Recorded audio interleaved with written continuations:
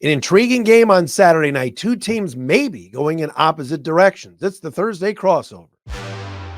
You are Locked On Broncos, your daily Denver Broncos podcast. Part of the Locked On Podcast Network. Your team every day. What's happening, everybody? Locked On Lions and Locked On Broncos on the Thursday crossover, brought to you by PrizePicks. Matt Dery, your host of Locked On Lions. Sayre Bedinger from Locked On Broncos. What an intriguing and interesting game this is going to be on Saturday night. Earlier in the year, Denver started off 1-5. This looked like a nice, easy home date for the Lions, but instead, it is not going to be. This should be a very exciting game, and certainly Dan Campbell against his mentor, Sean Payton. Thursday crossover brought to you by PrizePicks, the easiest and most exciting way to play daily fantasy sports. Go to prizepicks.com/LockedOnNFL. Use code all lowercase LockedOnNFL for a first deposit match up to $100. Sayre in Denver, me here in Detroit. Brother, this is definitely intriguing. How excited are you for primetime Broncos? And man, what's 6 out of 7 meant for your show? Yeah, it's been an incredible couple of months as far as where, like you said, where things started for this team, kind of expecting it to be early NFL draft talk, early free agency talk. You know, was Sean Payton the right hire? Was he worth a first round pick in that trade that they made with the New Orleans Saints? And now obviously we've seen really the impact that he's been able to make on this organization as a whole, on the roster, on player development. We've seen the staff that he brought in. You know, the injury report is short almost every week at this point, which, I mean, I guess, you know, they say when it rains, it pours. I guess whatever the opposite of that is happening for the Denver Broncos lately with Sean Payton. It kind of just feels like everything he touches turns to gold a little bit. And so now they've won 6 out of their last 7 games. I think a big storyline going into this matchup against Detroit in prime time is going to be, can you keep those playoff hopes alive? Because there's just a huge mess of 7-6 and 8-5 team there in the AFC right now. Can you differentiate yourself? Can you complete this? You know, this would be the first time in maybe ever the Broncos had a 3-game road trip to go 2-1 or better on a 3-game road trip. I mean, there's a lot of things that he's been putting this team in position to do this season that the franchise has never done before or hasn't done in a really long time. We thank everybody for making us your first listen, checking us out wherever you get your podcasts. By the way, check out Sayre in the Locked On Broncos show on their YouTube channel. Same here for Locked On Lions. Storyline that's interesting for Denver. Here in Detroit, it's kind of the opposite. Not saying everybody's panicking, not saying everybody's saying season's over, but we've hit a point now over the last 4 or 5 weeks where the Lions aren't the Lions from the start of the year. This is a team that went into Kansas City and handled the Chiefs, pushed them around a little bit, went into Green Bay, was physical, pushed them around, finished games with that running game, played physical, was off to an 8-2 start for the first time since the early 60s. Now, all of a sudden, since then, 1-2, probably squeaked by a Charger team they shouldn't have squeaked by, had to come back to beat the Bears before Thanksgiving. At home after being down double digits, unacceptable, even though they won. So now people are saying, is this the game, Sayre, Saturday night for the Lions, that we get to see what the Lions at the start of the year look like? The team that everybody was crowning as NFC North champions in October.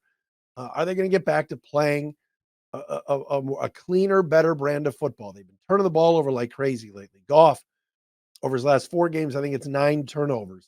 You know, you guys are a big takeaway team. This is an intriguing, I keep saying intriguing, but this is the perfect time for the Lions to play the Broncos. And I think it might be a good time for Denver to be playing Detroit, if that makes any sense. Yeah, no, it does. I think these two teams match up really interestingly because the Broncos have been susceptible on the ground this year. So if Detroit's looking to get right or get another dominant performance on the ground, this could be the team to do it against. And the Broncos on the other side are looking at it as, yeah, the Lions have turned the ball over 10 times the last 3 games. That's kind of been the formula for success for Denver lately, is creating those turnovers.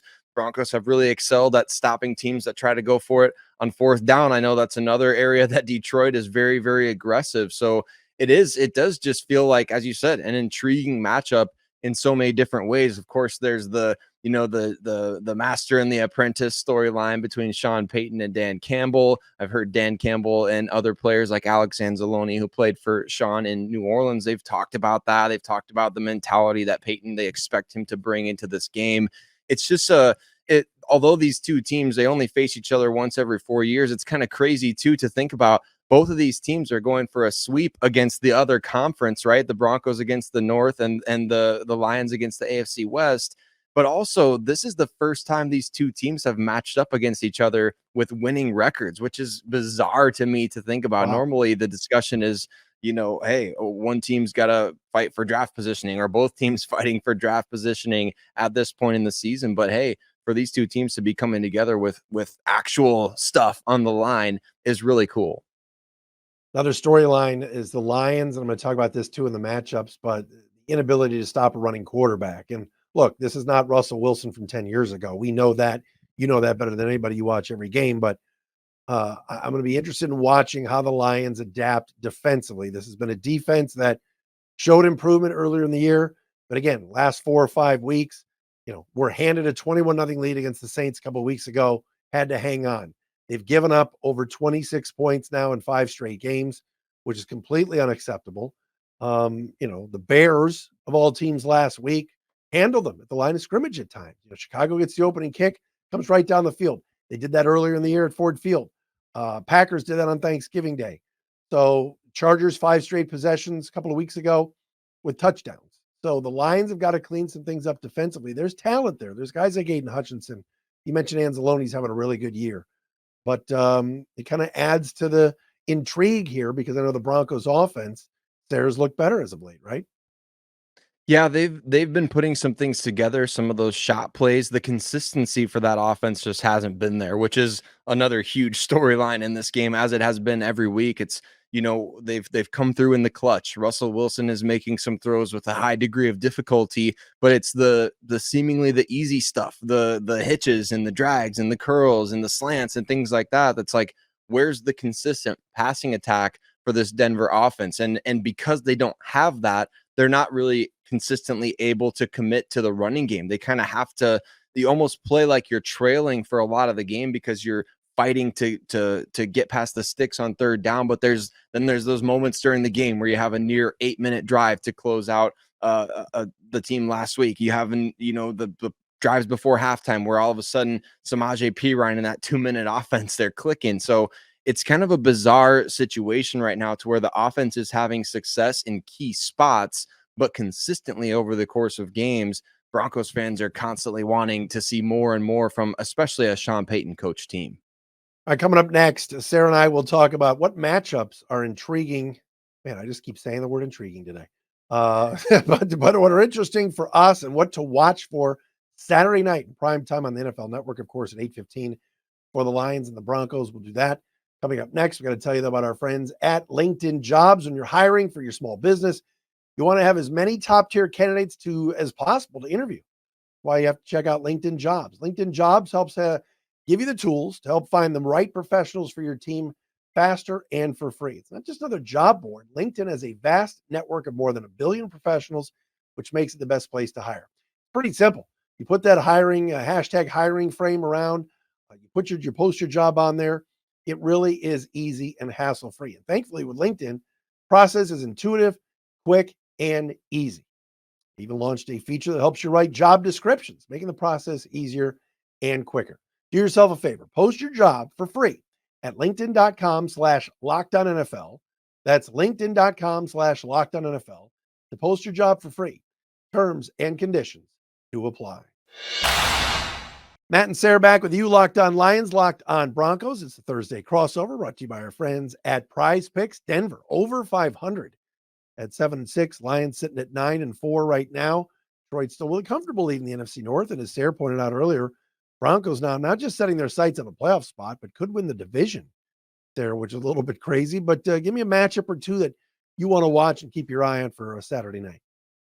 Absolutely. I've watched a lot of the Detroit Lions this season. Of course, I've really been enjoying the story, watched Hard Knocks. I mean, I've loved watching this team from afar. I know for a fact that the Broncos are going to go up against probably the best offensive line that they've played all season. in this game. And I know that Detroit, they do a pretty good job both in the run game and in pass protection. And that's evidenced by the fact, I mean, they're 5th in rushing, they're 8th in third down conversion rate. Jared Goff been sacked 25 times. But Denver's pass rush lately has been key to them getting wins. So that's a matchup that I'm going to be looking very closely at. How does Vance Joseph scheme up some pass rush to get Jared Goff uncomfortable and to continue that streak that you talked about in the first segment where, hey, over the last 4 or 5 games here, Goff has really been struggling with taking care of the football. The Broncos are going to want to keep that going, and they're going to do a lot of unique things to bring the heat in this game. So that's a matchup that I'm watching going up against that offensive line, as well as just Ben Johnson as how he schemes against that pressure, right? To see what he does. How many running back screens are we going to see in this game? How many times are we going to see Sam Laporta slip out and have a screen of his own? Because in order to neutralize that pressure, right, you're going to give the Broncos certain looks that they think that they're getting, and you're going to slip guys right out from behind and try to win that way. So I'm very, very intrigued to see this Broncos pass rush. And if they're able to keep this hot streak that they're on going, they had 6 different players with a sack this past weekend against the Chargers. And Justin Herbert doesn't get sacked very often, or hasn't got sacked very often. They knocked him out of the game. So going to be really fascinating to see how Vance Joseph schemes up that pass rush. Yeah, just to piggyback off of your matchup, and to watch, the Lions' offensive line has really not played very well the last few weeks. And like you said, I think PFF week 3, 4, or 5 had them number 1, even bypassing Philly, and said this line is clicking with Decker, Jackson, Ragnow, Glasgow at right guard, and Penei Sewell. And you got a couple of guys that have been in Pro Bowls. Jonah Jackson's a Pro Bowler. Frank Ragnow's been there. Penei Sewell was there last year. But lately, that just has not been clicking. One of the big reasons, and I said this before last week's game, I was concerned about the Bears game, was Frank Ragnow being out.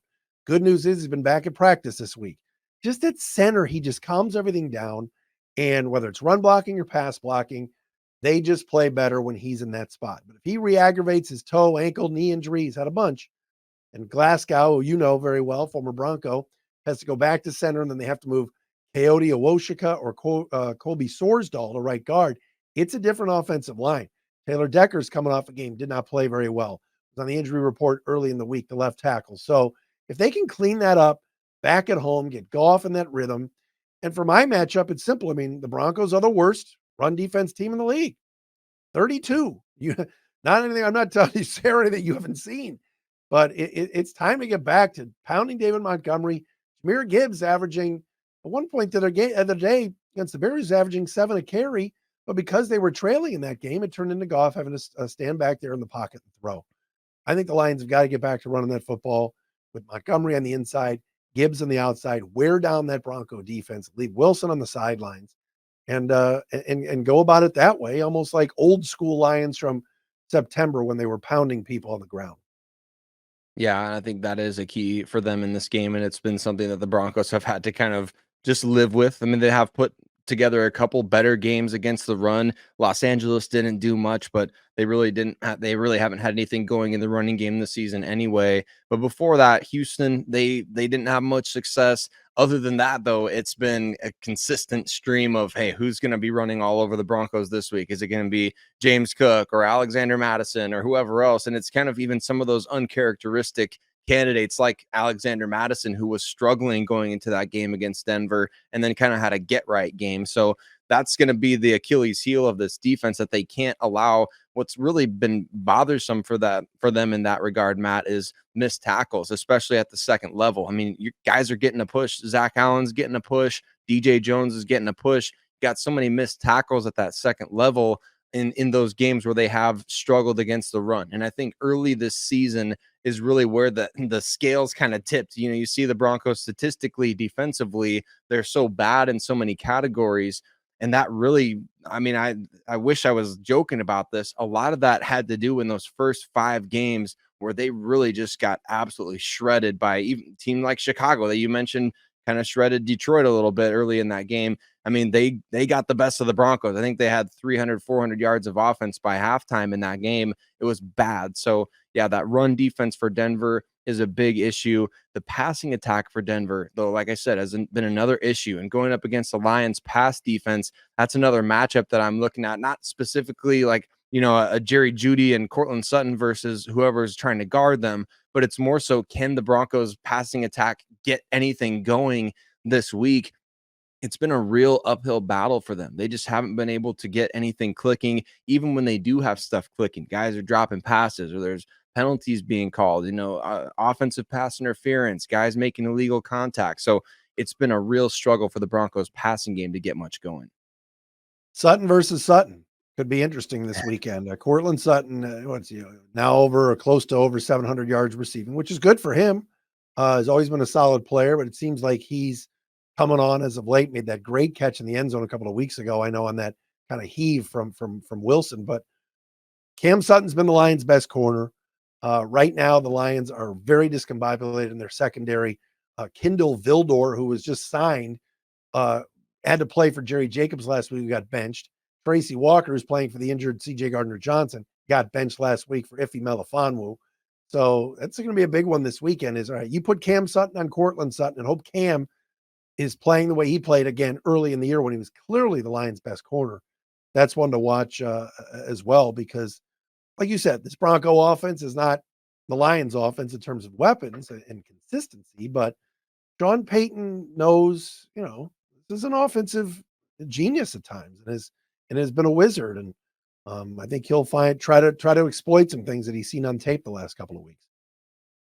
Yeah, absolutely. He will. And he's done a much better job at scheming those things up when the timing is right, right? You have the right intention behind things. It's just a matter of those players going out and executing. I mean, that game against Houston that Denver lost a couple weeks back could have been a lot different. You saw some shots being taken downfield that, hey, Cortland Sutton just dropped a pass about 50 yards downfield, and that could have changed the game. Jerry Jeudy drops a couple of passes against the Los Angeles Chargers that could have put that game well out of reach. And I think it's just at least once or twice every game, you can't help but feel like the Broncos could get something going, but somebody's failing to make a play. If it's Russell Wilson failing to see the open receiver, or the receiver dropping the pass, or the running back not going the right direction after he catches the ball to gain enough yards after the catch. It's just one thing after another. So the scheme seems to be there, like you said with Sean Payton. The intent seems to be there for he's not holding Russell Wilson back. They're not clipping the wings or anything. They're taking shots downfield, and they're trying to have that vertical passing attack open up the running game a little bit. It's just a matter of getting those guys to make the plays consistently. And the only one who's doing that lately is really Cortland Sutton. How do the Broncos win this game? How do the Lions win this game? We'll get predictions. We'll do that coming up next right here on the Thursday crossover. Locked On Lions and Locked On Broncos. How about our friends at Skylight Frames? Are you looking for a meaningful gift this holiday season? We're running out of time that your loved ones will actually use and enjoy. Seriously, holiday shopping stresses everybody out. And you're looking for that gift that whoever you're getting it for is going to love. We want to tell you a little bit about our friends at Skylight Digital Picture Frames. Finding that perfect holiday gift for your partner or spouse is a challenge every year.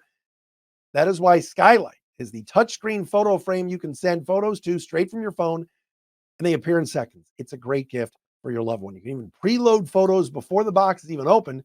That way they open it up. When it's unwrapped and plugged in, your most treasured memories will appear for them. Perfect gift for everybody, grandparents, new parents, spouse, whatever. Touchscreen makes it easy as well.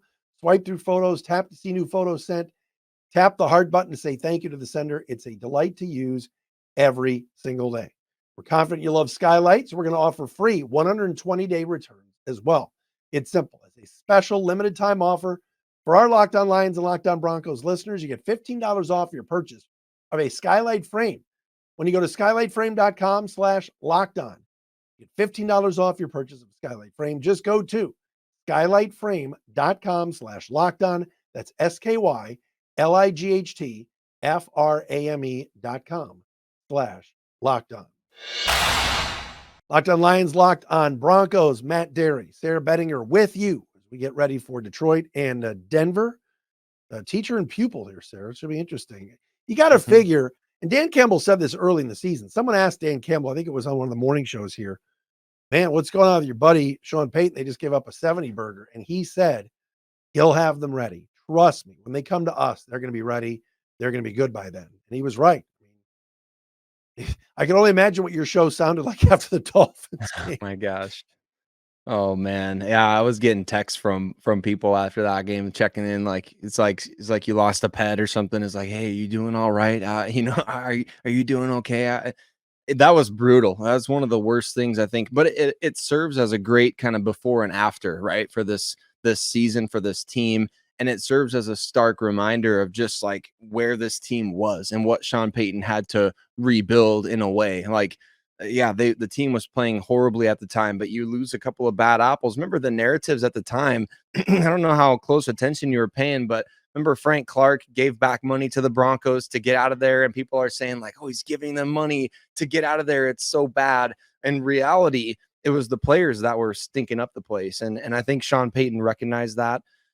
So it really is just it's not a tale of two halves anymore at this point. That was the first 5, 6 games of the year. Now we're 8 games removed, and it feels like this team has totally legitimized itself. Like Dan Campbell saw it coming. I know Deion Sanders made comments, and other coaches were like, "Yeah, Sean Payton, he'll figure that thing out. I'm not worried about," and he really has. So it's just been a test of patience for Broncos fans, who are one of the most impatient fan bases in the league.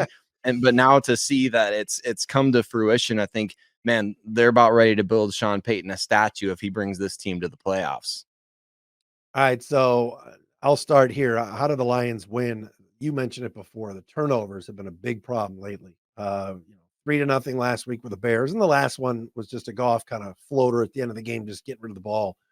But the Lions have to win the turnover battle this week, and it's so basic, and it's like, well, duh, but they can't afford with these all these turnovers, and the Broncos are the best takeaway team in the league. So Lions aren't great at taking the football away either, which is interesting. And so I think for the Lions, they've got to take care of the football. We mentioned running the football before, and they got to get their crowd into it. This can't be another game where the Lions kick the football off and the other team goes down and scores with ease to start a game. Chicago did it twice, like I said. Green Bay on Thanksgiving Day just completely deflated that balloon on Thanksgiving Day at Ford Field. Home game under the lights. It's indoors. The lights are on at a 1 o'clock game. You know what I mean? Night game, dark outside as you enter the stadium. And I think the Lions have got to just their crowd has to play a factor and bother Russell Wilson and that Bronco offense. We get the defense kind of set and into it. And those are the kind of ways I think the Lions can get this win. How do you see it for Denver?